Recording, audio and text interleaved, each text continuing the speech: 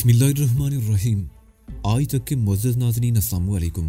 अब किस्त 117 मुलाहिज़ा फरमाएं। कौन कौन जाएगा, उसने मेरी तरफ देखते हुए पूछा। हम तीनों। मैंने जवाब दिया, तीनों। उसकी आंखों में उलझन सी तैर गई। लेकिन हमें 2 आदमियों के लिए कहा गया था और ये उसने थाई की तरफ इशारा किया। ये तो तानमन की औरत है। अगर उसे पता चल गया कि हमने इसे सरहद पार पहुंचाया है तो वो हमारी पार्टी के किसी आदमी को जिंदा नहीं छोड़ेगा। मैं कांप उठा, बदन पर चूंटियां रेंगने लगी। उसने थाई को पहचान लिया था कि वो तानमन की औरत थी और हम उसे चोरी छपे अपने साथ ले जा रहे थे। मैंने थाई की तरफ देखा, उसका चेहरा भी धुआं हो गया। तानमन को पता नहीं चलेगा कि तुमने मुझे सरहद पार कराई थी, थाई ने अपनी कैफियत पर काबू पाते हुए कहा और अपने हैंडबैग में से कई करेंसी नोट निकालकर उसकी तरफ बढ़ा दिए। तुम अपनी जबान बंद रखोगे, तुमने मुझे कभी नहीं देखा, तुम मेरे बारे में कुछ नहीं जानते। उस शख्स ने नोट लेकर पतलून की जेब में ठोंस लिए। मगर में सिर्फ 2 आदमियों को सरहद पार कराने के लिए कहा गया था। वो एक बार फिर मेरी तरफ देखते हुए बोला, मिस्टर कनमन कहाँ है? तुम्हारे साथ और कौन है? मैंने पूछा। कनमन हमारा वही दौलतमंद हमदर्द था जिसने हमारे फरार का बंदोबस्त किया था। मिस्टर कनमन तो इस वक्त अपने घर में सो रहे होंगे। ओब्दिया हमारे साथ गाड़ी में बैठी है, उसने जवाब दिया। बस किसी नाम से यह अंदाजा लगाना मुश्किल होता कि वो कोई औरत है या मर्द, लेकिन उस शख्स ने चूंकि उस मुश्किल नाम के साथ मुन्नस का सीगा इस्तेमाल किया था कि वो कोई औरत है। चलो मैं उससे बात करता हूँ, मेरा ख्याल उसे कोई एतराज नहीं होगा, मैंने कहा।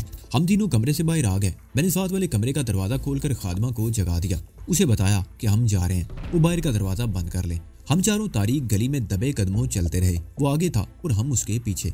गली के मोड़ पर एक बंद वैन खड़ी थी। मैंने तय कर लिया कि अगर ओब्दिया ने हम तीनों को ले जाने से इनकार कर दिया तो हम आज नहीं जाएंगे। जाहिर है मैं ना तो जानकी को छोड़ सकता था और ना ही थाई को। ओब्दिया की इनकार की सूरत में हम वापस आ जाते और मैं सुबह अपने मेहरबान दोस्त कनमन से बात करता। वैन की शीशों पर स्याह शीट्स लगी हुई थी। आगे ड्राइविंग सीट पर एक आदमी बैठा हुआ था। अंधेरे में उसका चेहरा दिखाई नहीं दे रहा था। हमारे साथ आने वाले ने वैन का दरवाजा खोलकर अंदर झांकते हुए कुछ कहा।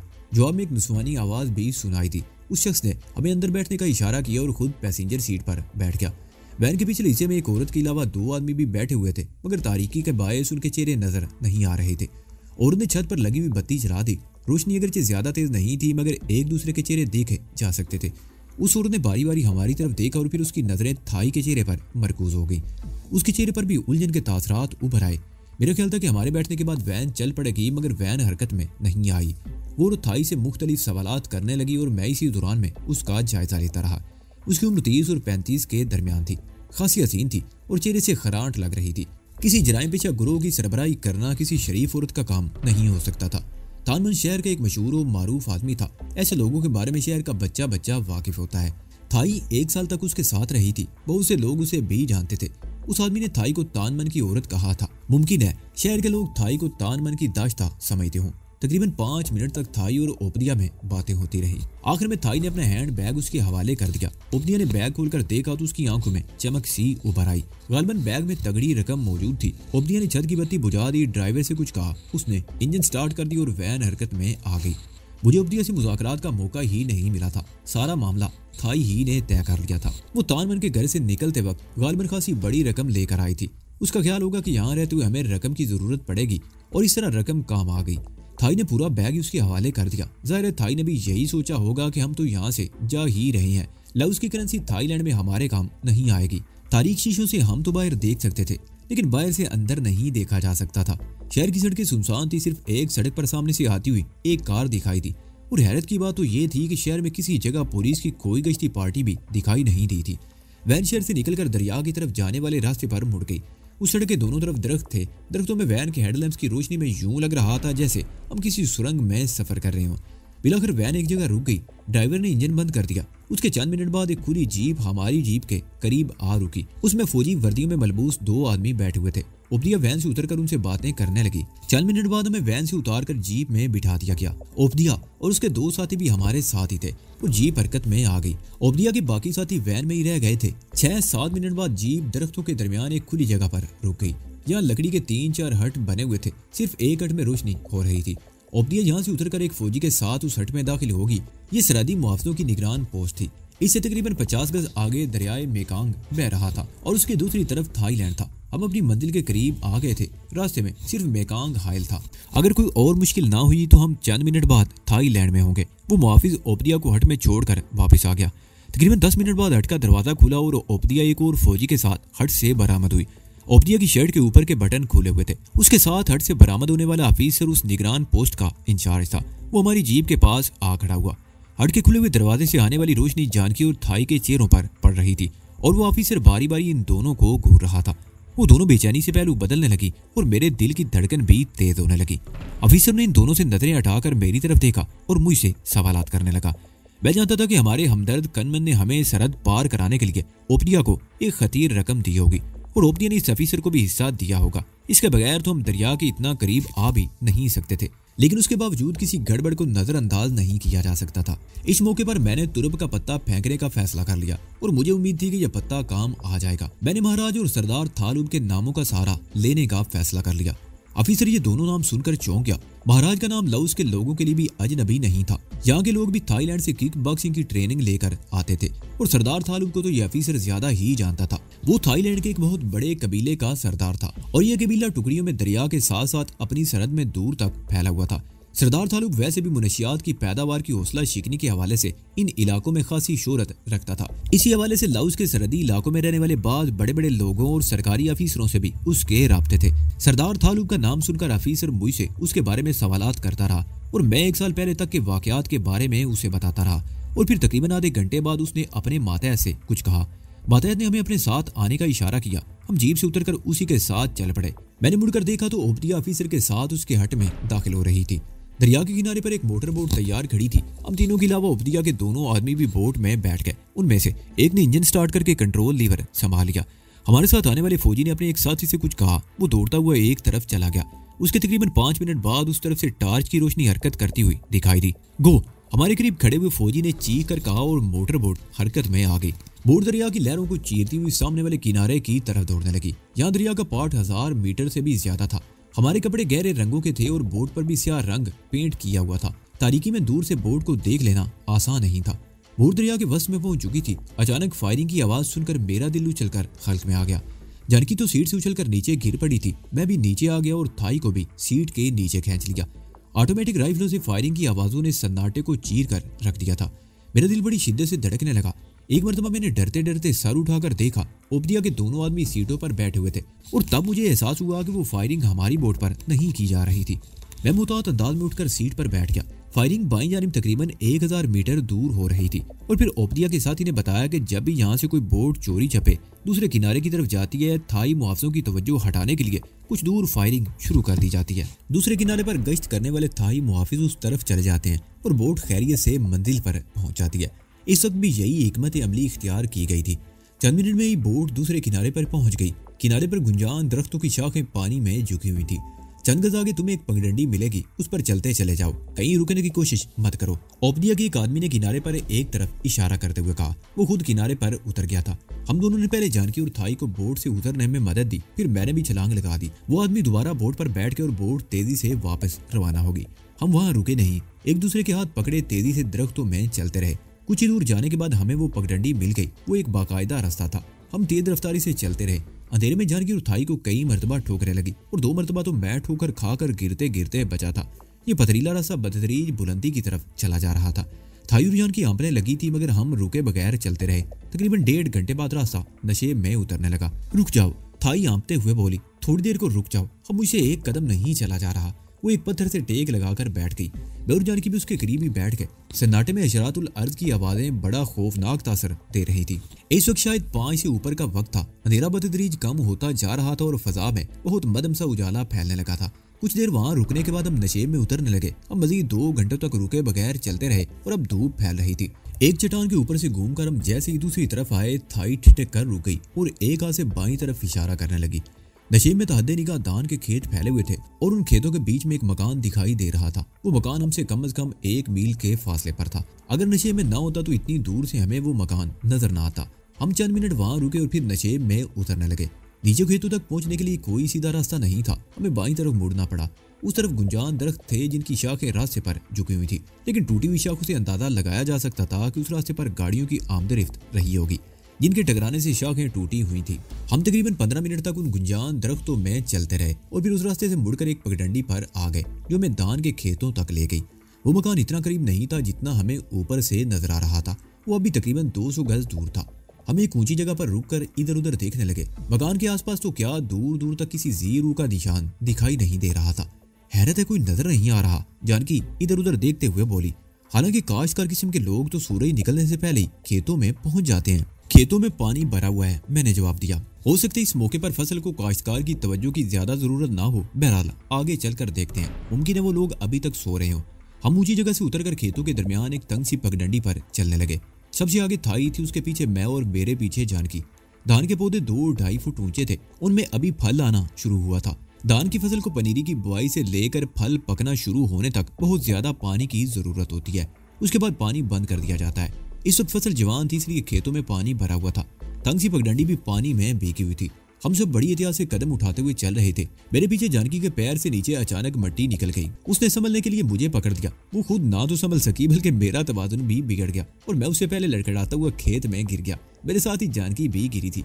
थाई हमसे चंद कदम आगे थी। उसके हल्क से बेइख्तियार कह के उबल पड़े। वो कभी मेरी तरफ देखती और कभी जानकी की तरफ। मैं चलने में पानी में पड़ा जानकी को घूरता रहा, फिर उठकर खड़ा हो गया। मैं सर से पैर तक कीचड़ में लुढ़क गया था। मुझे देखकर जानकी भी कह के लगाना शुरू हो गई और कोशिश करके वो भी उठ खड़ी हुई। मुझे देखकर हंस रही हो, जरा अपना उलिया तो देखो, बिल्कुल भूतनी लग रही हो, मैंने उसे घूरते हुए कहा। जानकी ने अपना जायजा लिया, मगर उसकी हंसी नहीं रुकी। वो मकान अब वहां से ज्यादा दूर नहीं था और मेरा ख्याल था कि गैको की आवाज सुनकर कोई ना कोई बाहर जरूर आएगा, मगर ऐसा नहीं हुआ। हम एक बार फिर आगे चलने लगे। उस मकान के सामने 200-300 गज हमवार जगह थी, जहाँ क्यारियों में फूल लगे हुए थे। हमारा ख्याल था कि उस मकान में जो भी लोग थे अभी तक गहरी नींद में थे, लेकिन करीब पहुंचे तो हमारा ये ख्याल 100% गलत साबित हुआ। मकान के दरवाजे पर एक छोटा सा ताला लगा हुआ था, जिसे देखकर ये बात समझ में आ गई कि हमारी आवाज सुनकर भी कोई बाहर क्यों नहीं निकला था। मेरा ख्याल था कि यहाँ किसी से हमें कपड़े मिल जाएंगे, मगर अब तो कीचड़ ही में रहना पड़ेगा। मैंने जानकी की तरफ देखते हुए कहा, मुझे सर्दी लग रही है। जानकी बोली, इन गीले कपड़ों में तो हम ठिठर कर रह जाएंगे, मैं देखती हूँ। उसने एक पत्थर उठा लिया और दरवाजे की तरफ बढ़ी।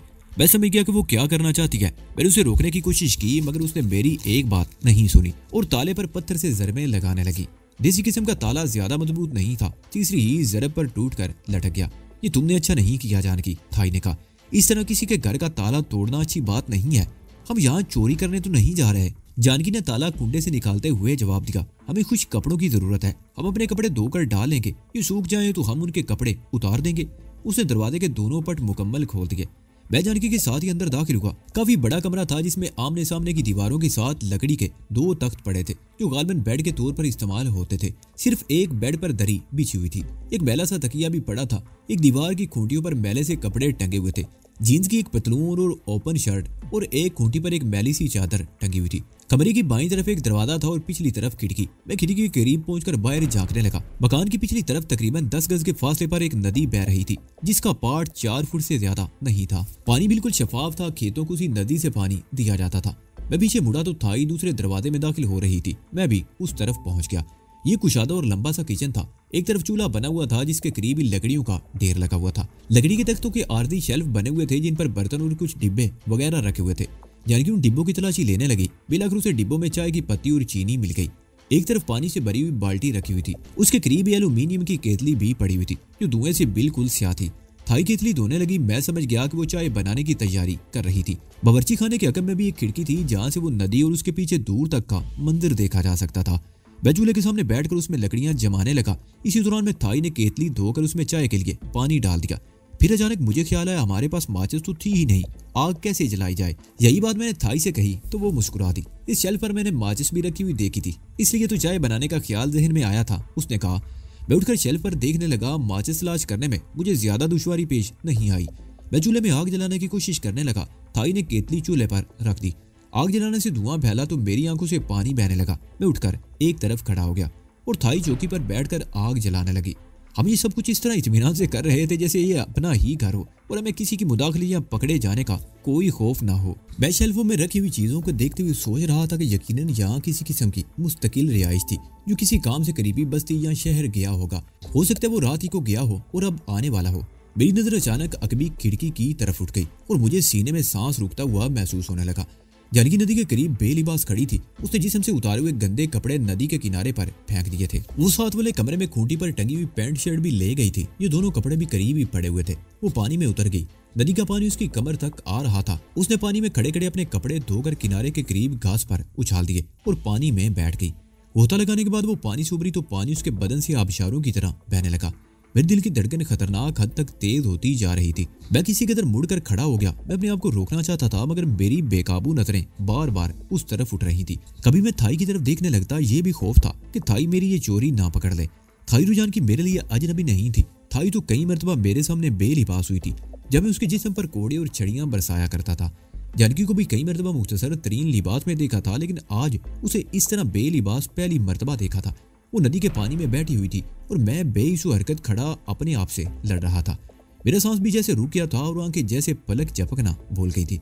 और फिर अचानक अपने कान पर हल्की सी गिरफ्त महसूस करके मैं उछल पड़ा। बड़े बदतमीज हो गए हो तुम। ये थाई की आवाज थी जिसने मेरे कान को चुटकी में पकड़ रखा था। बुरी बात है, अच्छे बच्चे ऐसी नाजेबा हरकतें नहीं करते। चलो बैठो मेरे पास। मेरी नजरें झुक गईं और चेहरा एकदम सुर्ख हो गया। मारे शर्म के मैं कटा जा रहा था। वो थाई, मैं अकला कर रह गया। जाहिर है मैं अपनी सफाई में कुछ नहीं कह सकता था। मैं समझती हूँ तुम तो बहुत शरीफ आदमी हो। महज इत्तफाक से नजरें उस तरफ उठ गई थी। थाई ने कहा और चंद लम्हों की खामोशी के बाद बोली, तुम मेरे बगैर तकरीबन 1 साल जानकी के साथ रहे हो क्या? नहीं थाई, मैं एकदम तड़प उठा। तुम्हारी कसम, मैं कभी जानकी के इतना करीब नहीं गया कि। कसम मत खाओ, मुझे तुम पर यकीन है। थाई ने मेरी बात काट दी और फिर न जाने मुझे क्या हुआ कि मैंने अपना सर थाई के सीने पर रख दिया। मेरे अंदर वही एहसास जाग उठा था जब मैं पहले इसी तरह थाई के सीने पर सर रख कर सो जाया करता था। एक अजीब सा एहसास था। थाई ने मेरी पुश्त पर हाथ रख दिया और दूसरे हाथ से मेरे बालों में उंगलियां फेरने लगी। मुझे अजीब सा सुकून महसूस होने लगा। केतली का पानी खोलकर चूल्हे में गिरने लगा तो शू की आवाज सुनकर थाई के साथ मैं भी चौंक गया। मैं थाई से अलग होकर बैठ गया। थाई ने केतली में पत्ती डालकर उसे चूल्हे से उतार लिया। बगैर दूध के चाय के लिए इतना ही उबाल काफी था। मैं शेल्फ पर रखे हुए प्लास्टिक के कप उठाने के लिए खड़ा हुआ तो मेरी नजरें एक बार फिर गैर इरादी तौर पर खिड़की की तरफ उठ गई।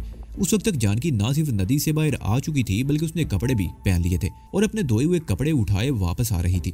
मैं और थाई कप और केतली लेकर कमरे में आ गए। जानकी इस वक्त अपने कपड़े मकान के सामने धूप में घास पर फैला रही थी। थाई ने तीनों कपों में कहवा उंडेल दिया। जानकी अंदर आई तो उसे देखकर मेरे दिल की धड़कन एक बार फिर तेज हो गई। शर्ट के ऊपर के 2 बटन टूटे हुए थे और जानकी ने उस शर्ट के नीचे कुछ भी नहीं पहना था। वो मुस्कुराती हुई मेरे सामने दूसरे तख्त पर बैठ गई। अच्छा हुआ तुम्हें यहाँ चाय बनाने का सामान मिल गया, वो थाई की तरफ देखते हुए बोली। मैं तो सर्दी से ठिठर रही हूँ। नदी का पानी भी कमबख्त बहुत ठंडा है। मुझे वाकई इस वक्त चाय की जरूरत थी। थाई ने एक कप उठाकर जानकी की तरफ बढ़ा दिया। वो वाकई सर्दी से ठिठर रही थी। मेरी नजरें अब बार बार जानकी की तरफ उठने लगी। मैंने अपना कप उठाया और कमरे से बाहर आकर धूप में खड़ा होकर कहवे की चुस्कियां लेने लगा। मेरे जिस्म पर भी भीगे हुए कपड़े थे और सर्दी मुझे भी लग रही थी। मैं अपनी चाय खत्म करके कमरे में आ गया। जानकी ने वो चादर ओढ़ रखी थी जो मैंने खूंटी पर टंगी हुई देखी थी। तुम बाहर धूप में बैठ जाओ और ये चादर मुझे दे दो, मैंने जानकी की तरफ देखते हुए कहा। मैं भी अपने कपड़े धोकर डाल दूंगा, नहाकर ये चादर लपेट दूंगा। जानकी ने वो चादर मुझे दे दी। वो दोनों उठकर बाहर आकर धूप में बैठ गई। मैं चादर लेकर मकान की पिछली तरफ चला गया। नदी कुछ आगे जाकर बाईं तरफ खेतों में मुड़ गई थी। मैं भी उस तरफ जाकर ऐसी जगह रुक गया जहाँ किसी की नजर नहीं पड़ सकती थी। मेरी वापसी तकरीबन आधे घंटे बाद हुई। मैंने चादर को बक्सों की तरह जिस्म पर लपेट लिया था। धोए हुए कपड़े धूप में फैला दिए। वो दोनों मकान के दरवाजे के करीब धूप में बैठी हुई थी।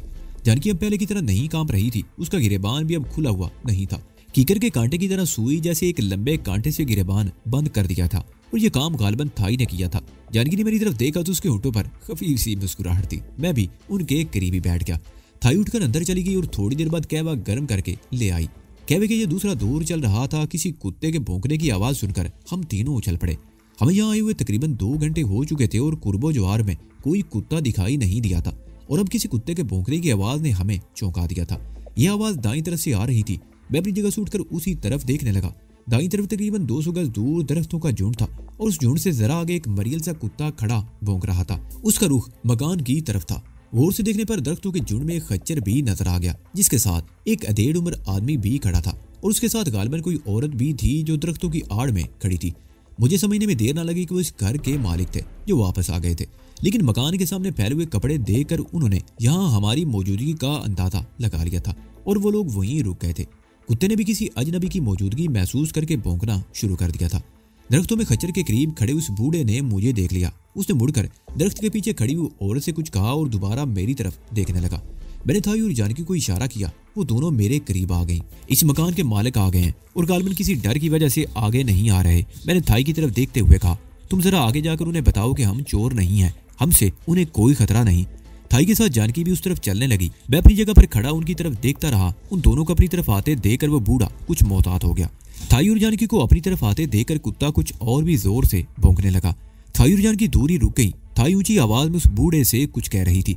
बूढ़े ने भी कुछ कहा। जवाब में थाई कुछ बोली। इनके मुज़ाकरात तकरीबन 3 मिनट तक जारी रहे। इसी दौरान में कुत्ते की मुदाखलत भी जारी रही थी। बिलाकर बूढ़े ने पीछे मुड़कर उस औरत से कुछ कहा। वो औरत दरख्त की आड़ से निकलकर सामने आ गई और फिर वो दोनों दरख्तों के झुंड से निकलकर आगे आने लगे। उस औरत ने पतलून और ओपन शर्ट पहन रखी थी। सर पर तिंकों से बना हुआ चौड़े छज्जे का हैट था जिसकी नोक ऊपर को उठी हुई थी। इस खित्ते के काश्तकार आमतौर पर इसी किस्म के हैट पहनते थे। हैट का छज्जा आगे को झुका हुआ था जिससे उसका चेहरा वाज़ेह तौर पर नजर नहीं आ रहा था, लेकिन उसके जिस्म से अंदाजा लगाया जा सकता था कि वो जवान औरत थी। बूढ़ा आगे बढ़ते हुए कुत्ते को भी डांट रहा था। थाई और जानकी के करीब पहुंचकर वो दोनों रुक गए। थाई और उस बूढ़े में एक बार फिर मुज़ाकरात शुरू हो गए। बूढ़ा खासा बरम नजर आ रहा था, लेकिन बिलाकर थाई ने अपनी बातों से उसका गुस्सा ठंडा कर दिया और मेरी तरफ उनका एक बार फिर सफर शुरू हो गया। करीब पहुंचकर उस औरत ने छज्जे वाला हैट सर से उतार दिया और उसके साथ ही मेरे मुंह से गहरा सांस निकल गया। वो बेहद हसीन थी और मेरे ख्याल में उसकी उम्र 23-24 साल से ज्यादा नहीं थी और मेरे लिए ये इतला खासी दिलचस्प साबित हुई कि वो इस बूढ़े की बीवी थी। बूढ़े की उम्र 55 साल से किसी तरह भी कम नहीं थी। खच्चर पर कुछ सामान लदा हुआ था। बूढ़ा वो सामान उतारते हुए कुछ बड़बड़ा रहा था। वो अब भी नाराज था। उसे नाराज होना ही चाहिए था। हमने न सिर्फ उनके मकान का ताला तोड़ा था बल्कि उसकी इजाजत के बगैर उसके कपड़े भी इस्तेमाल किए थे। थाई बदस्तूर बूढ़े के साथ आगे चलते हुए उससे बातें कर रही थी। उसे समझाने की कोशिश कर रही थी कि हम बुरे लोग नहीं हैं, हमें मजबूरन मकान का ताला तोड़ना पड़ा था। हमने इजाजत के बगैर उसके कपड़े इस्तेमाल किए थे, चाय भी बनाई थी, लेकिन कोई ऐसा नुकसान नहीं किया था जिसका अजाला ना हो सके। हमारी वजह से जो कोफ्त हुई थी हम उसका अजाला करने को तैयार थे। जानकी ने अक्लमंदी ये की कि इसी दौरान में उन दोनों के लिए कहवा बना लिया। वो दोनों एक लंबे सफर से आए थे और उन्हें चाय की जरूरत थी। चाय के दौरान में मैंने भी उनकी बातों में मुदाखलत शुरू कर दी और जब मैंने बातों ही बातों में सरदार थालूब का नाम लिया तो बूढ़ा चौंक गया। तुम लोग गैर कानूनी तौर पर सरहद पार करके आए हो, सरदार थालूब से तुम्हारा क्या ताल्लुक है? वो मुझे घूरने लगा। मैंने जवाब देने की बजाय थाई की तरफ देखा और फिर थाई उस बूढ़े को बताने लगी कि सरदार थालूब से हमारा क्या ताल्लुक है। ओह, बूढ़े ने एक बार फिर चौंक कर बारी बारी हम तीनों की तरफ देखा। तो तुम वही लोग हो जिनकी वजह से चियांग साइन में खून खराबा हुआ था और सरदार थालूब के भी कई आदमी मारे गए थे। खून खराबा हमारी वजह से नहीं हुआ था। मैंने गुफ्तगू की बाग दौड़ अपने हाथ में ले ली। उनकी बातों से मैंने अंदाजा लगा लिया था कि हमारे बारे में उसके जहन में किस किस्म का शुबा था। वो शायद यही समझ रहा था कि 1 साल पहले चियांग साइन में होने वाले खून खराबे के जिम्मेदार हम लोग थे। बात वो नहीं जो तुम समझ रहे हो। मैंने उसका जहन साफ करने के लिए बात जारी रखते हुए कहा, उस खून खराबे की जिम्मेदारी हम पर नहीं, जनरल खोराट के आदमियों पर आयद होती है जो 3 गैर मुल्कियों की मदद से अपने अड्डे बना रहे थे। हम उन 3 गैर मुल्कियों का ताकुब करते हुए यहाँ आए थे। सरदार थालूब से हमारी मुलाकात चियांग साइन में नहीं, चियांग राय में हुई थी। वो हमारा हम ख्याल था। तुम जानते उसने अपने जेर असर इलाकों में पोस्त की काश्त ममनू करार दे रखी है। वो भी हिरवन की पैदावार, उसके फैलाव और उसके इस्तेमाल का शदीद मुखालिफ है, इसलिए वो हमारी मदद करने को तैयार हो गया। उसने अपने तमाम आदमी मेरी कमान में दे दिए थे। बाद में वो खुद भी चियांग साइन आ गया था। वो जनरल खोराट के आदमियों के खिलाफ हमारे शाना बिशाना लड़ा है। इसमें शुबा नहीं कि इस जंग में उसके भी कई आदमी मारे गए, लेकिन हमने जनरल खोराट के आदमियों के कदम नहीं जमने दिए, उन्हें यहाँ से भागने पर मजबूर कर दिया। और मैं ये समझता हूँ कि ये सरदार थालूब की बहुत बड़ी कामयाबी है। लेकिन तुम लोग उसे छोड़कर भाग गए थे, बूढ़े ने मेरे खामोश होने पर कहा। बाद में अकेले रह जाने वाले सरदार थालूब को जो मुश्किलात पेश आई उसके बारे में तुम लोग शायद कुछ नहीं जानते। हम बाद की सूरत के बारे में वाकई कुछ नहीं जानते थे, मैंने जवाब दिया। उसकी बातों से अंदाजा हो गया था कि वो ज़हीन और समझदार आदमी है और अपने इर्द गिर्द के माहौल की पूरी खबर रखता है। सबसे पहले तो मैं ये वादे कर देना चाहता हूँ कि हम लोग यहाँ से भागे नहीं थे, बल्कि जनरल खोराट के साथियों उन 3 गैर मुल्कियों का ताकुब करते हुए गोल्डन ट्राई एंगल में दाखिल हुए थे। इसका इंतजाम भी सरदार थालूब ने किया था और एक कश्ती पर हमें रुखसत भी उसी ने किया था। हम उसे छोड़कर नहीं भागे थे, लेकिन अब तुम्हारी बातों से मुझे बड़ी तशवीश हो गई है। अंदाजा हो रहा है कि बाद में भी बहुत कुछ हुआ था। अब मैं तुमसे उसकी तफसील जानना चाहता हूँ। ज्यादा तफसील मैं नहीं जानता, बूढ़े ने जवाब दिया। लेकिन उस हंगामे के थोड़ी अरसे बाद सरदार थालूब पर कई मरतबा कातलाना हमले हुए थे, जिनमें वो बाल बाल बचता रहा। करीबी पहाड़ियों से राकेट बरसाकर उसके मकान को तबाह कर दिया गया। ये सरदार थालूब की खुशकिस्मती थी कि वो हमला होने से सिर्फ 1 घंटा पहले उस मकान से निकल गया था। ओह, मेरे मुंह से बेइख्तियार निकला, हमला करने वाले कौन लोग थे? मैं ज्यादा नहीं जानता, लेकिन उड़ती उड़ती खबर सुनी थी कि सरदार थालूब के मकान की तबाही और उस पर होने वाले कातलाना हमलों में जनरल खोराट के अलावा यहाँ के कुछ सरकारी ऑफिसरों का भी हाथ था। ओह, मैं चौंक गया। मेरे ज़हन में शहनशाह के खिलाफ वो साजिश उभर आई जिसे कुचलने की जिम्मेदारी मुझे महाराज ने सौंपी थी और शहनशाह के कदन रत्ना को उसने मुझे बरीफ किया था। उस साजिश के हवाले से भी चियांग साइन में बड़ा हंगामा हुआ था।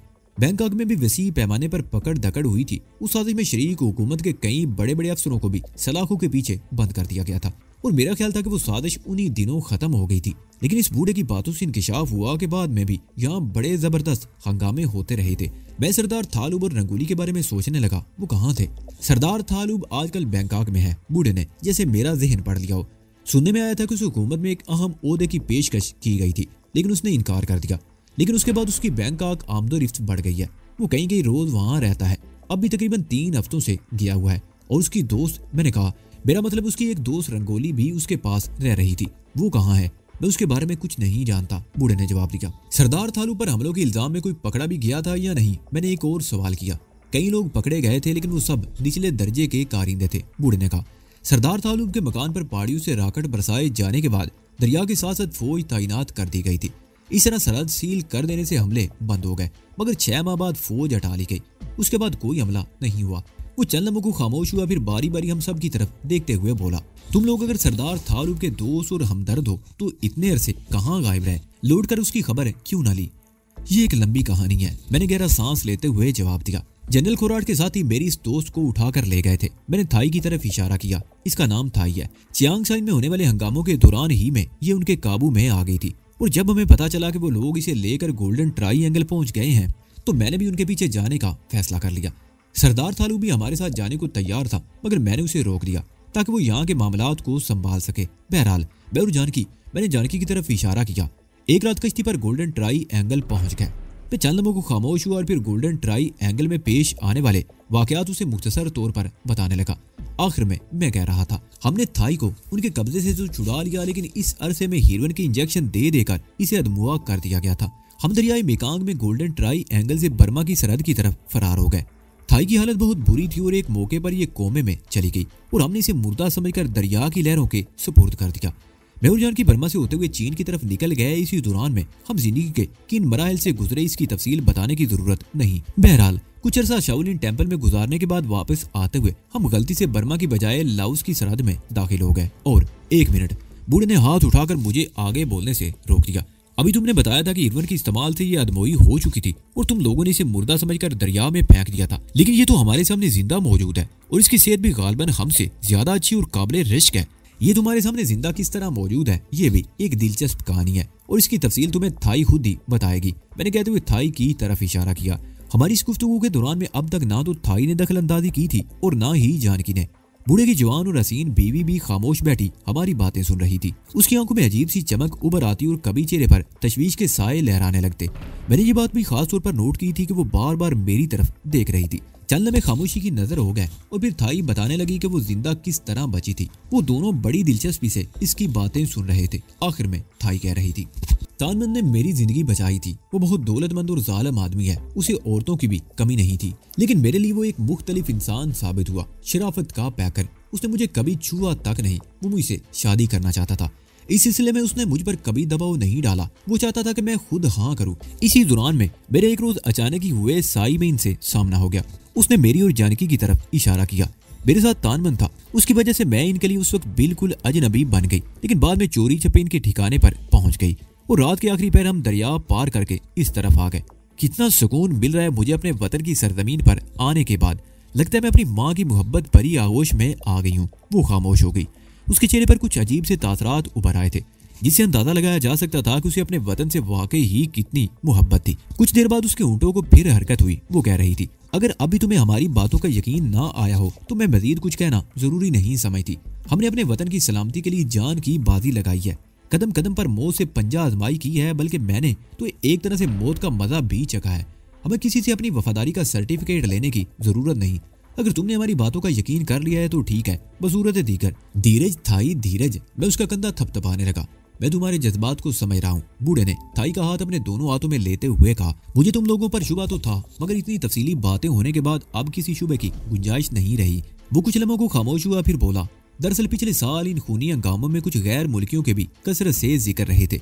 तुम तो थाईलैंड ही की रहने वाली हो, मगर ये दोनों चेहरे मुकामी नहीं है, इसलिए मुझे कुछ शुबा हुआ था। उसने मेरी और जानकी की तरफ इशारा किया। अगर बात साफ हो चुकी है तो हमारे लिए कुछ खाने पीने का बंदोबस्त करो। थाई ने कहा, हमने अभी तक कुछ नहीं खाया। खाली कहवा पीकर पेट में और भी ईंधन होने लगी है। थाई की इस बात पर बूढ़ा मुस्कुरा दिया। उसकी जवान बीवी के होंठों पर भी आसूदा सी मुस्कुराहट आ गई।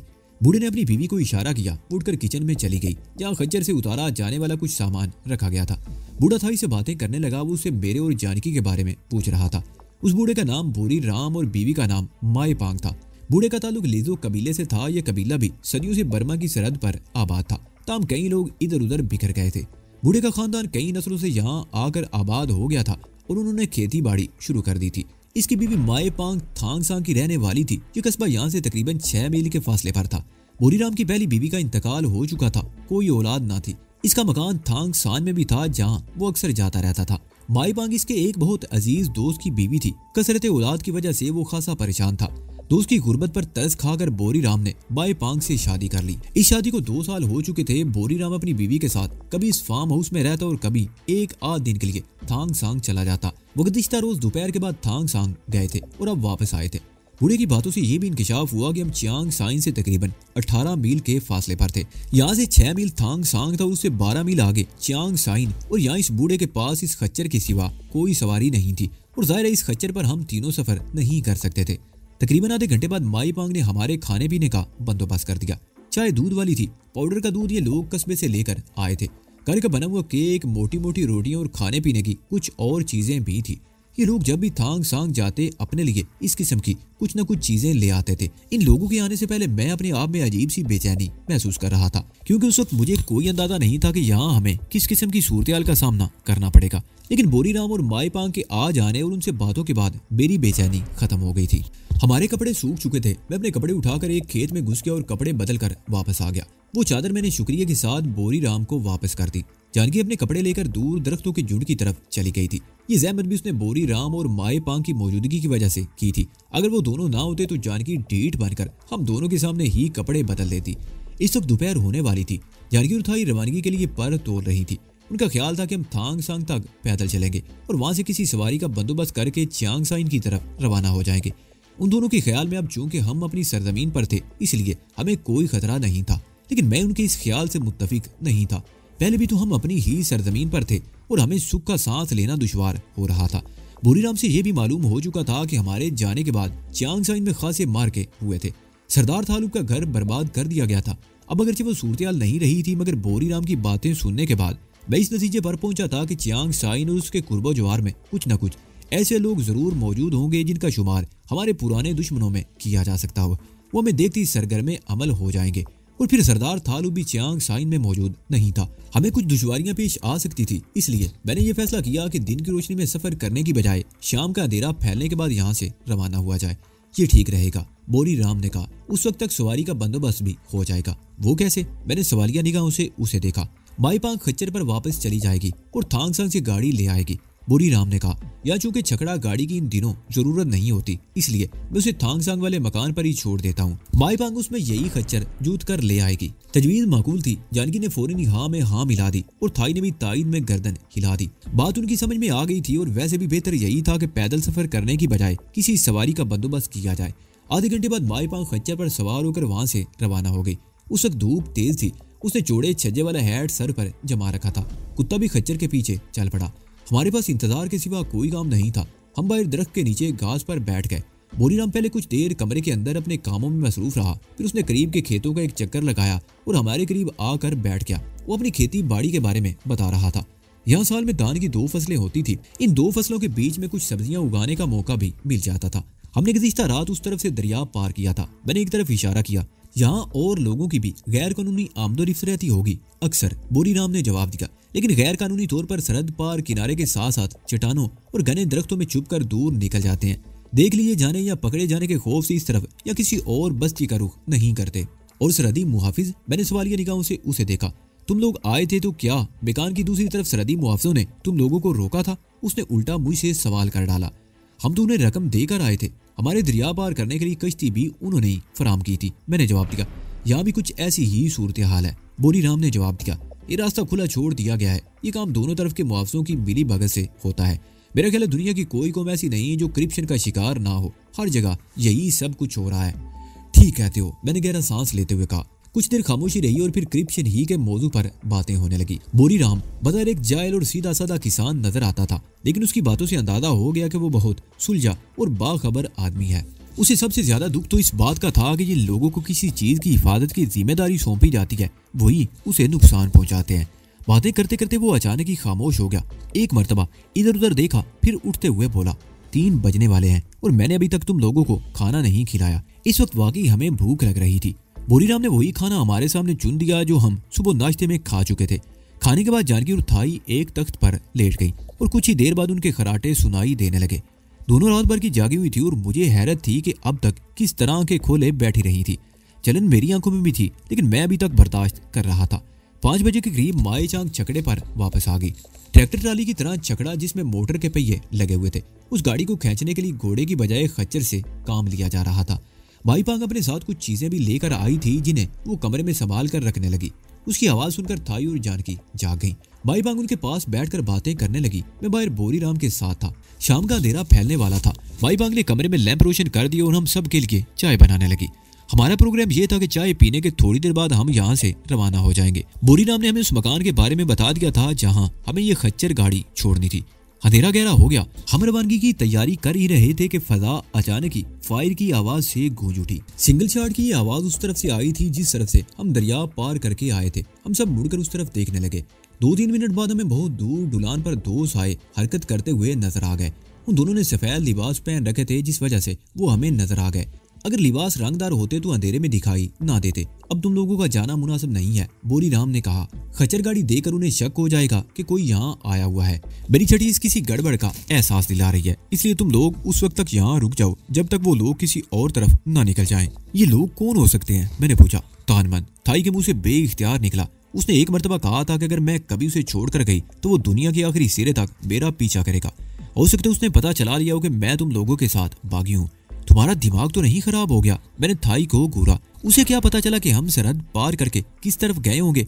मैं 1 साल से उसके साथ रह रही हूँ, उसे अच्छी तरह जान चुकी हूँ। वो मेरी तलाश में थाईलैंड का चप्पा चप्पा छान मारेगा, थाई ने कहा। थाई की बात में कुछ वजन था। ऐन मुमकिन है कि तानमन ही उसकी तलाश में आया हो, लेकिन वो गोली क्यों चलाई गई थी? तुम लोग ऊपर छत पर चले जाओ, बोरीराम ने कहा। उधर पिछली तरफ ईंटों का ढेर लगा हुआ है, छत पर चढ़ने में आसानी रहेगी। मैं उन लोगों से निपट लूंगा। हम फौरन ही मकान की पिछली तरफ आ गए जहाँ दीवार के साथ ईंटों का ढेर लगा हुआ था। मैंने और बोरीराम ने पहले थाई और जानकी को ऊपर चढ़ने में मदद दी, फिर मैं भी ऊपर आ गया। बोरीराम ने ढेर पर से कुछ ईंटें गिरा दी और सामने की तरफ चला गया। छत के किनारे पर तकरीबन 2 फुट ऊंची मुंडीर थी। हम सीने के बल लेटकर मुंडीर के दूसरी तरफ देखने लगे। वो 2 आदमी थे जो खेतों में चलते हुए मकान की तरफ आ रहे थे। उन्हें मकान तक पहुंचने में 5 मिनट से ज्यादा नहीं लगे। बोरीराम उस वक्त कमरे से बाहर आ गए और जब उन दोनों आदमियों में से एक ने ऊंची आवाज में बोरीराम से कुछ पूछा तो थाई ने मेरे हाथ पर हाथ रख दिया। ये वही है, उसने मेरे कान में सरगोशी की।